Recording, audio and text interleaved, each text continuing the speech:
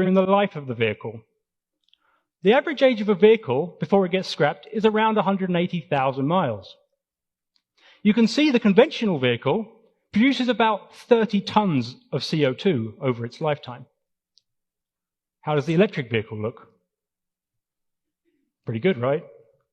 Because some of that electricity comes from renewable sources, and because the electric motor is far more efficient than the internal combustion engine, it produces less CO2. But there is a problem with this graph. This graph says that at 0 miles, 0 CO2 has been produced.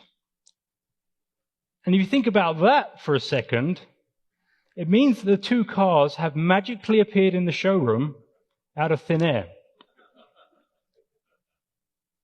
In reality, a huge amount of CO2 is produced just making a vehicle, because you have to dig raw materials out of the ground, transport them to factories where they can be formed into car parts, before finally being assembled into vehicles.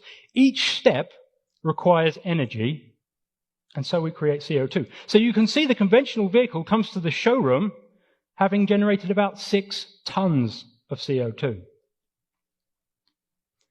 And now this is the critical part. Making a battery isn't easy. The materials required are harder to find, and making a battery cell requires a huge amount of energy. So the battery vehicle comes to the showroom having generated about 12 tons of CO2. And you can see you'd have to drive it around 80 or 90,000 miles before you offset that CO2 penalty. But it is better in the end.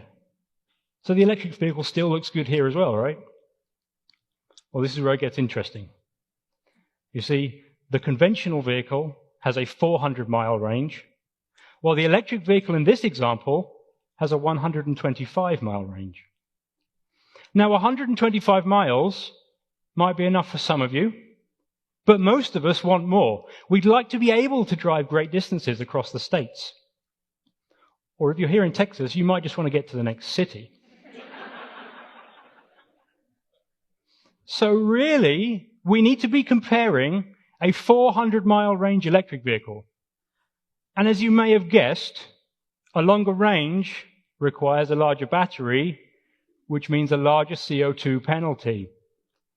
And now you start to see the problem. Over its expected lifetime, it has emitted more CO2 than the conventional vehicle. It has contributed more to climate change than the conventional vehicle, and that is the crux of the problem.